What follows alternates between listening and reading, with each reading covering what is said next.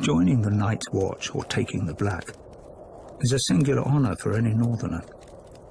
For it was in the north, some 8,000 years ago, that the first man drove back the White Walkers, erected the wall, and established the sworn brotherhood that would guard the realm and its people from the dangers beyond. Regrettably, the Night's Watch no longer commands the widespread respect and admiration it once did.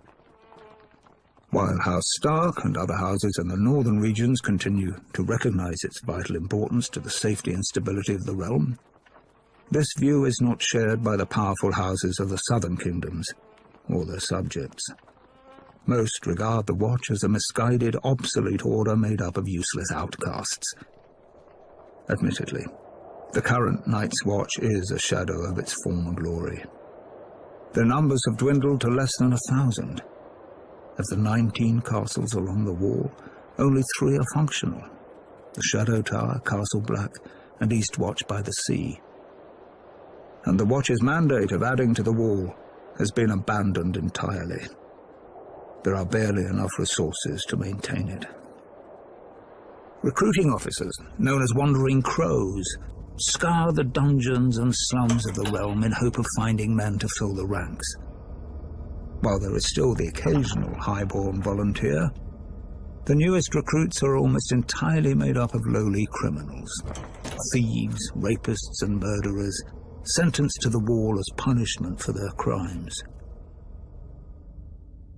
The decline of this once fabled order is troubling, as the danger it guards against is all too real. While the White Walkers haven't been seen or heard from in ages, and may very well be the stuff of myth, barbarian tribes that dwell beyond the wall, known as wildlings, have been a menace to the north and its people for generations. At certain points in history, the disparate wildling tribes have united behind a single leader, a king beyond the wall, and attempted large-scale attacks against the realm.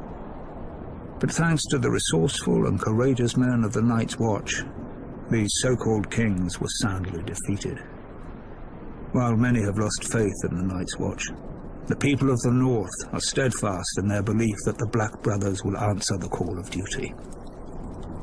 But with winter coming, diminished numbers, and a lack of widespread support, will they be ready?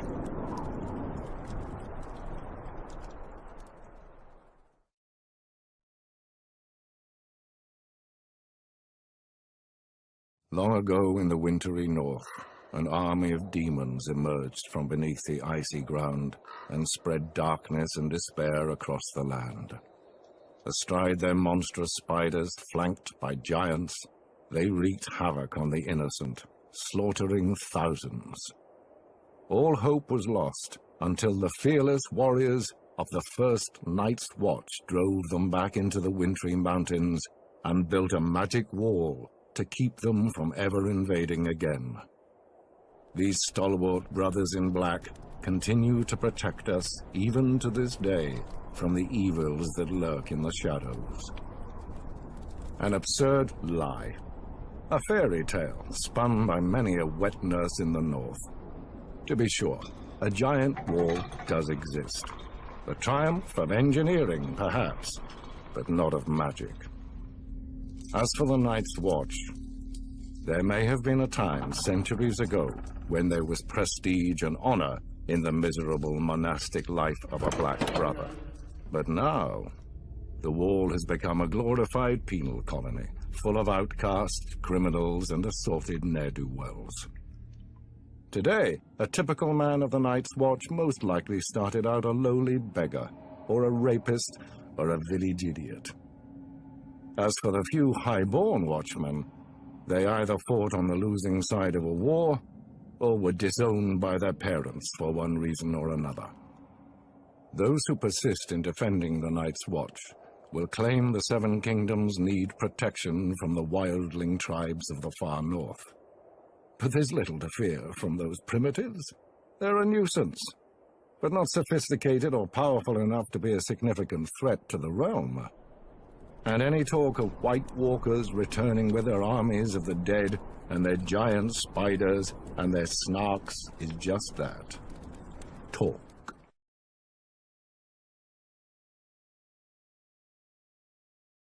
In the seven kingdoms of Westeros, the dominant religion is the faith of the Seven, first brought to its shores by the Andals some 6,000 years ago.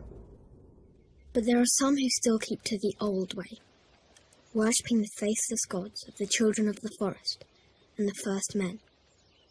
The old gods are countless, nameless spirits of nature.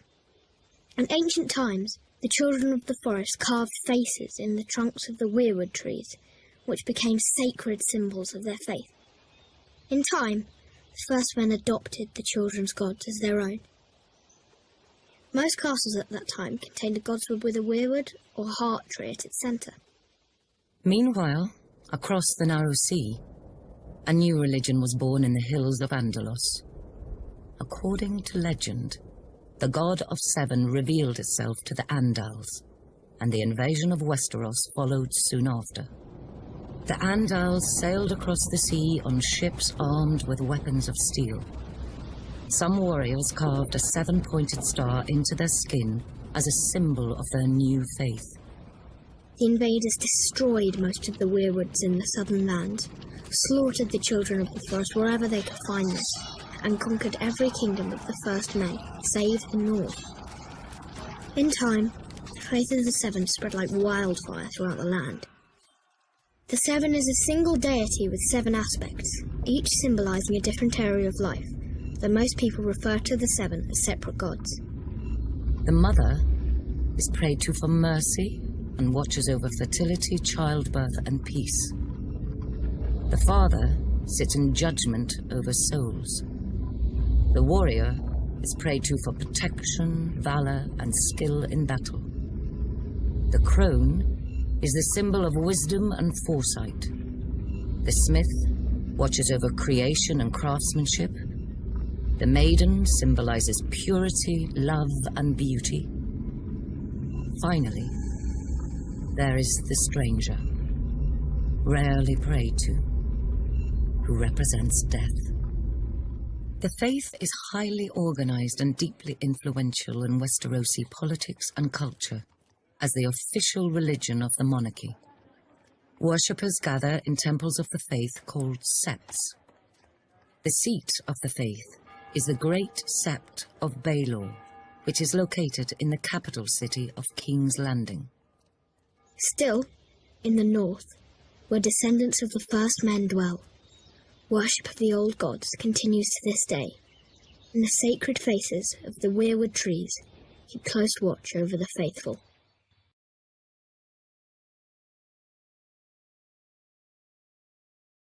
The ascension of Aegon Targaryen was confirmed, and the fate of the Seven Kingdoms sealed on the Field of Fire. Kings Loren Lannister of the Rock and Mern Gardner of the Reach stood against Aegon's invasion. They commanded a united force of 600 banners, 5,000 mounted knights, and 50,000 men-at-arms. Aegon's host was vastly outnumbered, and when the army of the two kings charged, the invaders turned heel and ran. But Andal might was no match for Dragonflame. When Aegon unleashed all three of his dragons, 4,000 souls were horrendously burned alive on the battlefield, King Mern among them. Realizing all hope was lost, King Loren surrendered. The Starks of Winterfell had no intention of submitting to Targaryen rule. They had reigned as kings in the north since the days of the first men and were determined to resist the Targaryen invaders, just as they had resisted the Andals thousands of years before. King Torrhen Stark led his army to the Red Fork just east of Riverrun, hoping to succeed where Loren and Mern had failed. But when Torrhen saw the size of Aegon's now mighty host, along with his monstrous dragons, he knew he couldn't subject his followers to the horror of another field of fire. He bent the knee and swore fealty to Aegon, who allowed the Starks to maintain their lordship over the region as Lords Paramount and Wardens of the North. Without question, Torrhen Stark saved thousands of lives that day. He was ever after known as the King who knelt.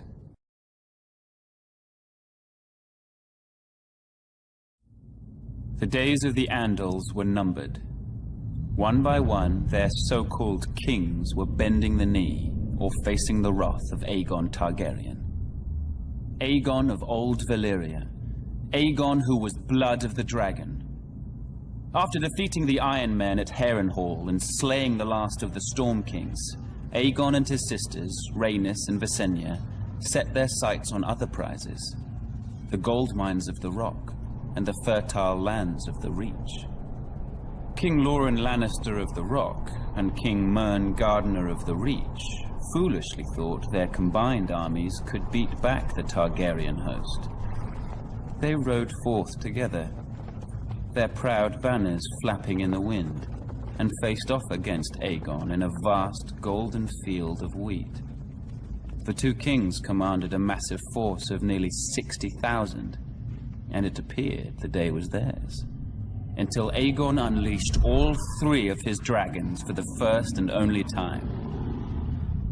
Each beast was named after the Valyrian gods of Aegon's forefathers. Visenya rode Vhagar, whose fiery breath could melt armor. Rhaenys rode Meraxes, whose jaws were big enough to swallow a horse whole. Greatest of all was Balerion the Black Dread, with fire dark as night and wings so huge whole towns were covered in shadow when he flew overhead. This magnificent creature was ridden by Aegon himself. 4,000 men were bathed in glorious dragon flame that day, on what came to be known as the Field of Fire. King Mern was among the dead, and House Gardener died with him. His stewards, the Tyrells, surrendered his ancestral stronghold of Highgarden to Aegon, and were appointed Lords Paramount of the Reach and Wardens of the South. When Loren Lannister witnessed Mern's fate, he wisely bent the knee. Aegon spared Loren's life, and the Lannisters were made Lords Paramount of the Westerlands and Wardens of the West. After his triumph on the Field of Fire, Aegon's conquest was assured. In a short time, the so-called 7 kingdoms were melted down in the heat of the dragon's flame and transformed into a single realm. Aegon would forever be known as Aegon the Conqueror.